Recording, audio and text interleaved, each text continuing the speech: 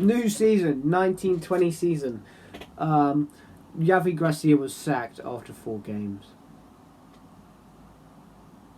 The guy who got Watford's best ever season and got them to the FA Cup final was sacked.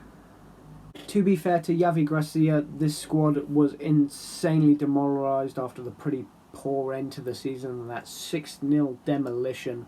He really needed something special morale-wise. And the signings that they brought in, Craig Dawson from Championship West Brom. Not a great idea getting Championship players. Also a new striker, Danny Welbeck, who is only good if the manager knows how to play him, which none of them do. Some youth players from Man City like Tom Deli-Bashiru, who was immediately loaned out. Ismail Assar joins for £30 million. He played 7 games all season and he was £30 million. Also, João Pedro joined from Fluminense in January, who was also pretty good, but again, just like Ismail Assar, was way too young for this level and didn't really play too much anyway. So, yeah. And considering all those mediocre players that they did sign, and none of them really all too good, they still managed to spend £56 million. Yeah, most of it was from Ismail Assar, but £56 million on a team who got relegated. Spoiler warning, Watford got relegated. They ended up 19th in the Premier League with 34 points. 1 point away from the relegation zone. So they did pick up a good fight. How did they do a good fight, considering all those mediocre players? Well, Nigel Pearson, to be fair, he picked up the most points out of all of the Watford managers. Yes, I said all, as in plural. There were four managers. I don't know if I need to say that again. But 4 managers. Yeah, the squad was demoralised. The transfers weren't good enough. And managers were getting sacked left, right and centre. Gracia was sacked. And then the morons who own the club decided it'd be a good idea to get Kiki Sanchez-Flores back in. The man they sacked many years ago. Why is he back now? Yes, of course he was going to struggle. This is a completely different team now. Getting an old manager back never works. You're in the relegation zone. Why? Yes, of course, Kike was sacked very quickly and in January was replaced by Nigel Pearson, who is a Brexit tough old man. He knows how to get out of a relegation struggle, and they did, to be fair. They got 15th, 16th, even 14th. They did pretty good. And they were 17th. It was a bit messy. They had a few poor results, a couple of draws, but they were still pretty good. 17th, they were basically out of the relegation zone, and Nigel Pearson was sacked. He was sacked for getting the team out of the relegation zone. He was sacked. There were only 2 games left of the season, by the way, when he got sacked. Only 2. And he got sacked, replaced by Hayden Mullins, who was never managed before as an intern.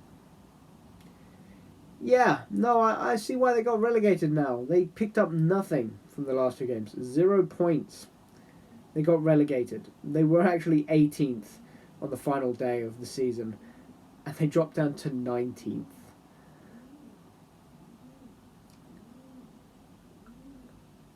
You spent all this money on mediocre players who aren't good enough on an already demoralised team, and then sack 3 different managers? That was never going to work. While the football on the pitch was absolutely dreadful in the 1920 season, this was also the season where COVID-19 happened, and halfway through the season, fans were not allowed in the stadiums anymore, which lost a lot of revenue for every club, including Watford, and they recorded a £35 million loss at the end of the season, just because of COVID-19. And the club at this point started getting into some serious debt. most clubs already have debt, but if you stay in the Premier League, you should be fine. As long as you don't spend too much money, stay in the Premier League, you're okay. Watford have not done that. They got relegated, lost a huge amount of money from COVID-19, and have spent so much money on players in the last few seasons, it's finally come back to haunt them. And all the money spent on sacking managers, all of that rolled into one, that's a lot of debt. But don't worry, Gino Pozzo has a plan. He's taken out loads of loans from banks. One of the most well-known ones was the Macquarie Bank over in Australia. He got a lot of money out from there, and he has a lot of loans from all these banks and all these other companies coming in. So don't worry, he's got money to stop the debts.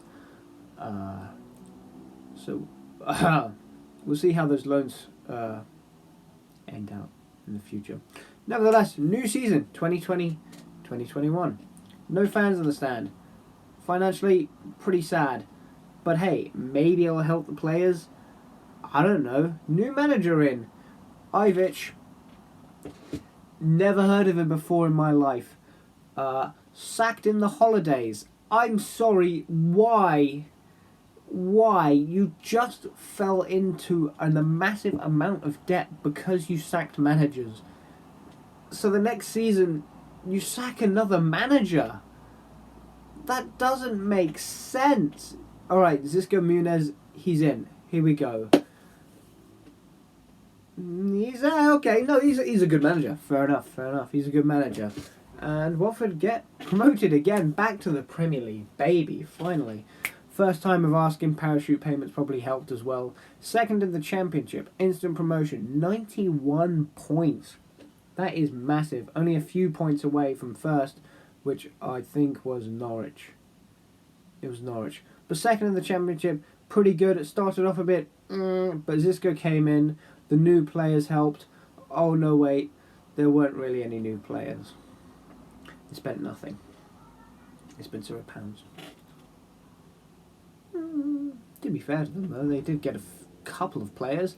To help out their defence, they got 2 defenders, William Troost-Ekong and Francisco Serralta. Pretty good players, 2 good defenders for the Championship. And yeah, they didn't spend any money, but hey, the free transfers came in and pulled it. They did sell a lot of players, though. They nearly made a profit of £67 million.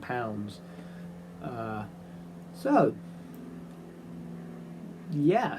Who'd they sell? Well, old goalkeeper Julio Gomez actually retired this season. Holbas was released to Olympiacos. Mariappa left as well after only being at this team for 1 year. He went back to Bristol City. Doucouré, who was pretty good, scored a lot of goals, a really good midfielder. He was sold to Everton for 20 million. Estupinan, who never really played for Watford, he was out on loan. He went over to Villarreal for 15 million, which was surprising because he didn't really do anything for Watford. Roberto Pereira, a fan favourite, was released. Well, they got a bit of money, but who knows? Fan favourite for Watford, Roberto Pereira, actually left and went to Udinese. Who would have guessed he went to Udinese? Danny Welbeck went to Brighton for free. Sure hope he doesn't do good at Brighton. And 3 big ones to end the transfer window. Daryl Yama went. Capu went to Villarreal. And Gerard Deulofeu, one of the best Watford players I've ever watched personally, went to, you guessed it, Udinese. That's a lot of players sold, and yeah, they got in a lot of profit and a lot of money, but they didn't really sign anybody. But to be fair to the club, they were in a lot of debt. They had all those loans. By the way, those loans might also involve Vicarage Road as an asset, so the bank might own a bit of Vicarage Road. That's not important, don't worry about that. They'll pay back the loans, don't worry, who cares, it's fine. Here we go, back in the Premier League, first time of asking, 21-22 season. Did they invest though? Yeah, 43 million was spent. Just unfortunate that they spent it on a load of rubbish. Yeah. This was kind of coming. While there was a lot of good players that were being bought, a lot of rubbish was also being brought in. And yeah, this was the season where there was more rubbish than good. There were still good players who were signed, like Emmanuel Dennis, Imran Louza, Samuel Kalou. So, editing note, while I was editing this, I forgot to mention players like Musa Sissoko and Yush Kuchka. They were okay, I guess. Kuchka had a lot of mistakes in him, but he was fine. And Sissoko was an okay player. He was a solid leader in the dressing room. They were fine, whatever. A lot of good players still joined the club, but a lot of rubbish as well. Joshua King, who was bought for ridiculous money, was dreadful. Danny Rose, who was so bad, he left in January. Talking about January, they still didn't get... Talking about January, they still didn't get any good players. They got Hassan Kamara, who was solid as a left back, pretty good. They got Samir as a centre back, who was awful. Might have been even worse than the defenders they already had. I mean, it was insane. There was so many bad players. I mean, Edo Kayembe as well, signed in January, didn't do anything. He was worse than the players they already had. And also, some other players that they signed, for no reason. Ashley Fletcher, from the Championship. Why was Ashley Fletcher signed? And Matty Pollock as well, from Grimsby? Yeah, because Grimsby are a real titan in football. It didn't help that this season they obviously spent more money than... they spent more money than they lost, in profits. But they did lose a lot of really, really good players. Craig Dawson left to West Ham, which, big personality out of the club. Yeah, fair enough. But I think the real big ones was Will Hughes going to Crystal Palace. That was a massive loss. Isaac Success, everybody's favourite player, going to nobody's favourite Italian club, Udinese. Nathaniel Chalobah going to Fulham. Navarro, who just was let off on a free. And the big one, the one that really, really messed up this Watford squad, was Troy Deeney leaving Watford to go to Birmingham. Which in hindsight made sense. He's old now, he's done as much as he can at Watford. If he'd stayed, he probably wouldn't do much. But the big problem with him leaving is that there's now no captain, and you could see that throughout the whole of this season. There was no captain-like figure. There was nobody there to pump up the team. It was just a bunch of people on one pitch collapsing.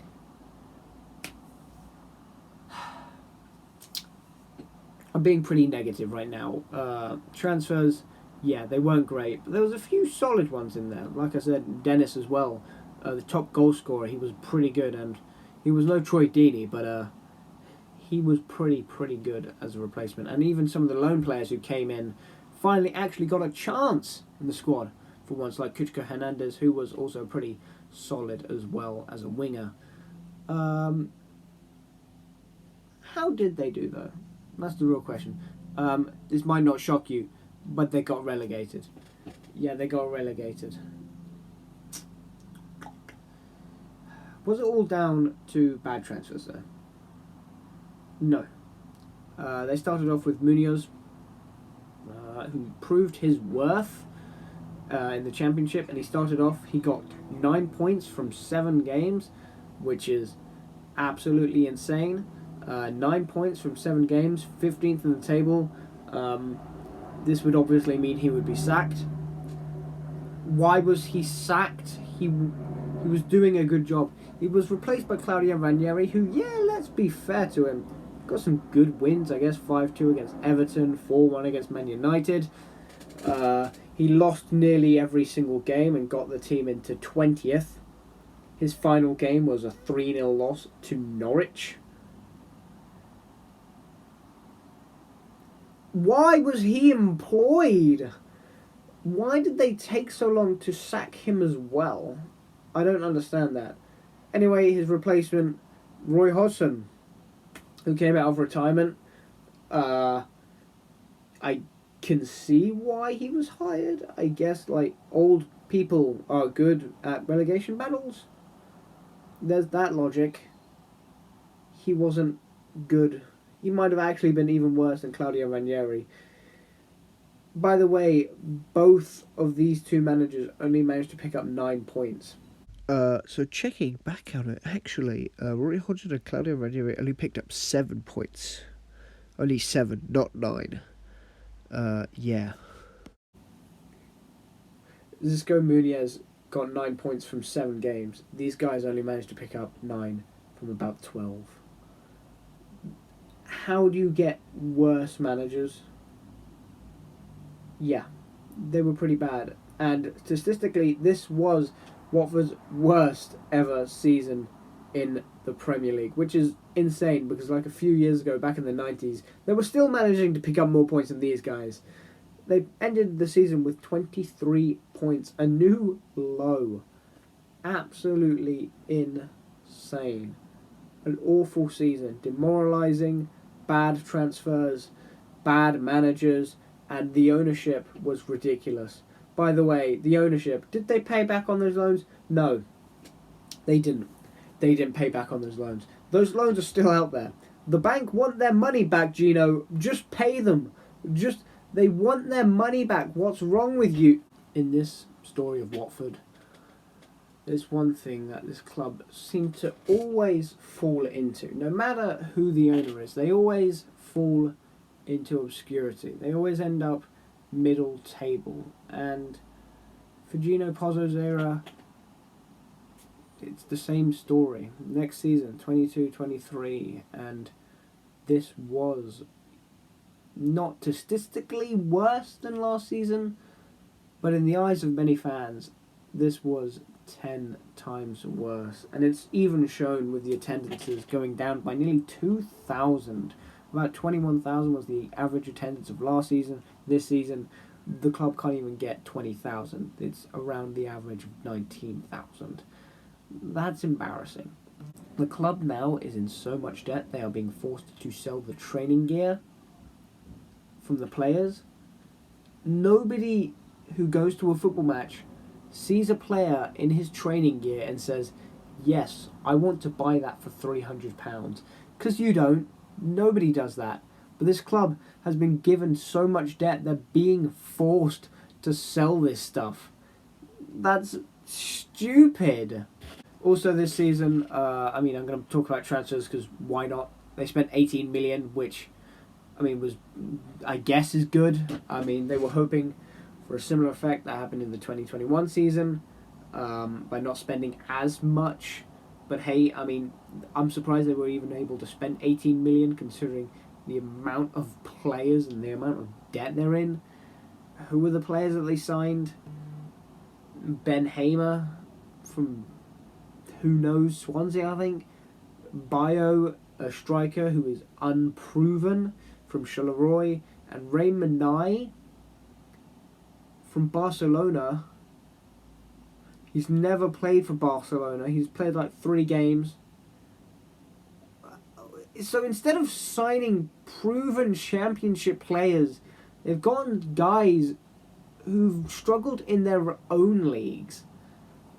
About 5 years ago, the last time this club was in the championship, 2021, they actually did get in a few good players.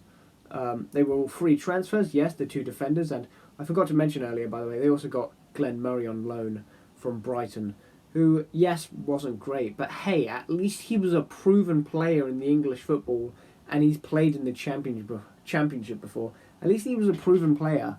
This time, they're not signing players who were proven in this league. And in the January transfer window, they do this again. Porteous, a really good centre-back for this level, but is not proven and took a bit of... It kind of fell apart near the end.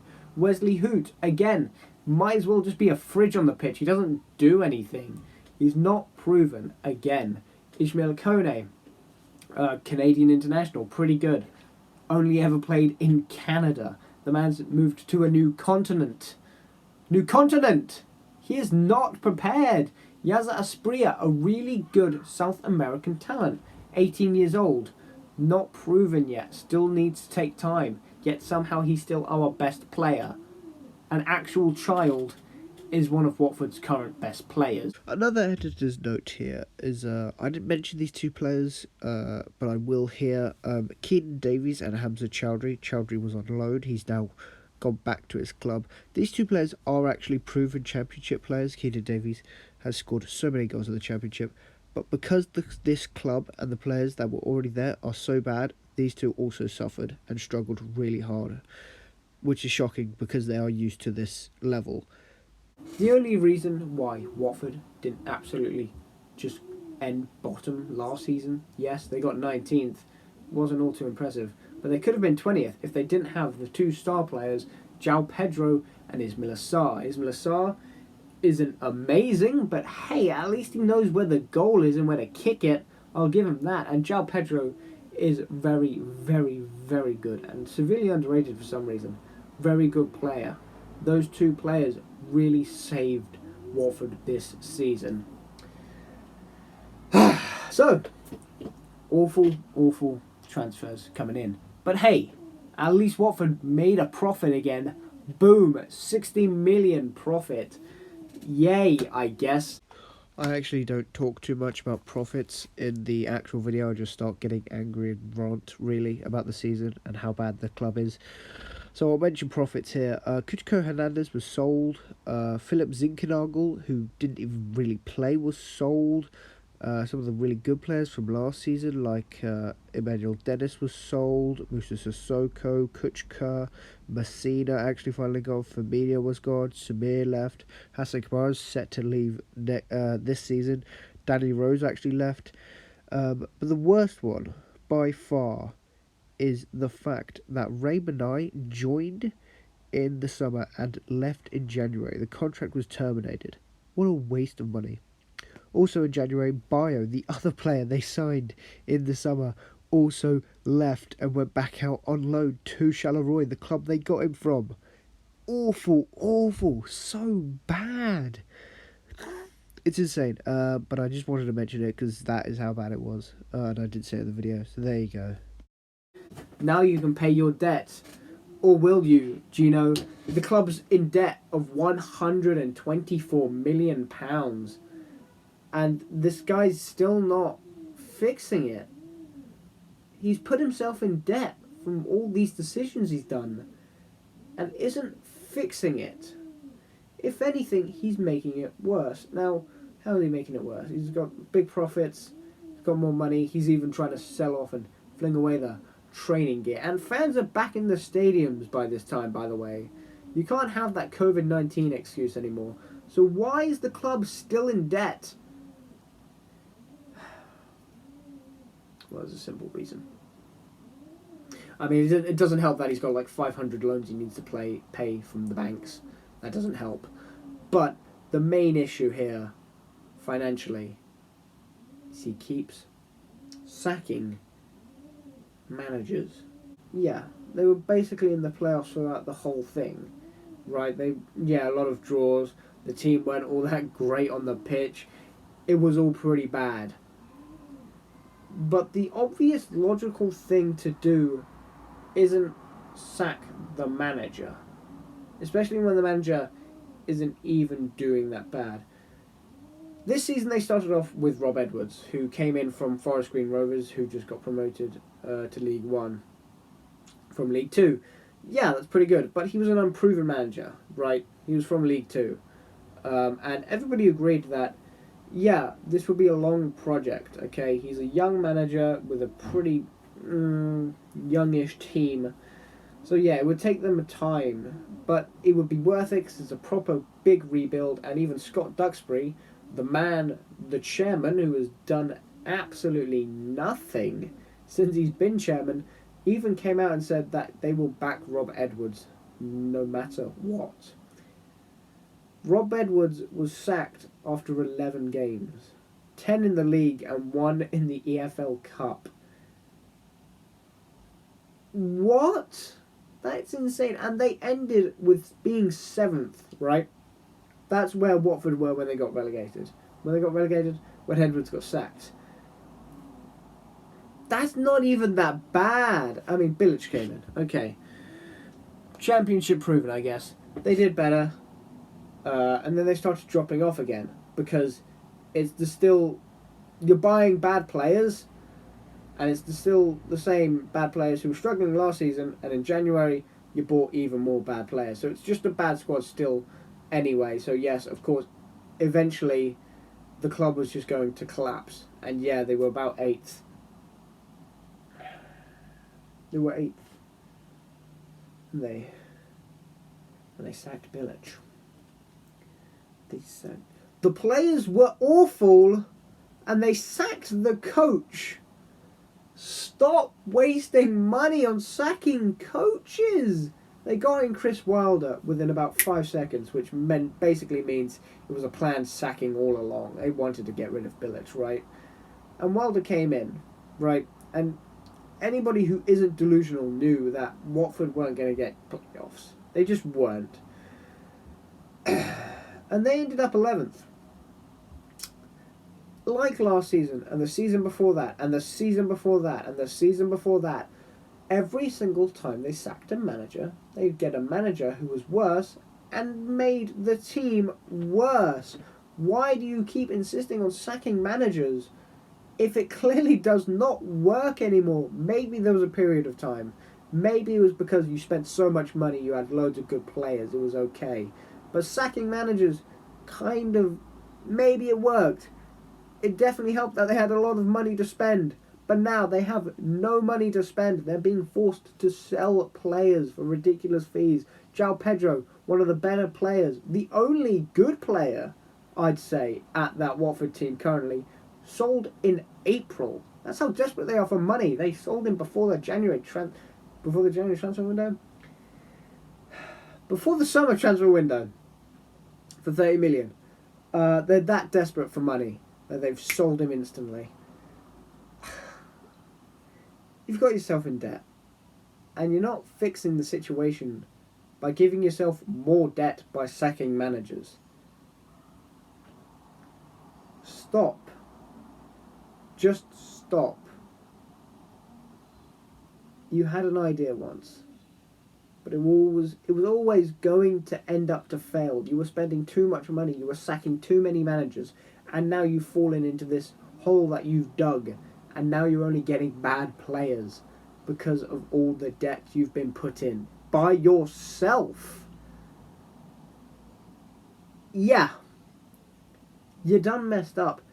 And here's the thing, and this could have happened with any owner. Like, even if you go back to the 90s, Jack Petchey, you saw that the more time Jack Petchey was the owner, the more the club fell. They even fell to League One. And this could happen again. If Gino Pozzo continues to be the owner of the club will keep falling and end up in League One, just like it did in the 90s. You cannot have a man who does not know how to run a football club keep being the owner. And Watford fans know this. They know this. Especially after Edwards being sacked, which was still ridiculous, they started protesting. Of course they would. They brought in banners and flags saying Pozzo out. I literally have a shirt as we speak that says Pozzo out, and you'll never guess it. The fans are getting kicked out for voicing their own opinions. Obviously, this isn't because stewards hate these people. They've been told to do this. So no disrespect to the stewards. But there is a point in time where you've destroyed a football club financially and making the club worse each and every season. And your response to that is, I don't like it when people are angry at me. Don't bring in your banners. I'm going to get them out. I probably know myself. I know I'm doing a bad job. I've destroyed everything here. But don't be angry about it. Not everything needs a reaction. No, some things do need a reaction, okay? You've destroyed this club. And now you're not even letting fans voice their own voices.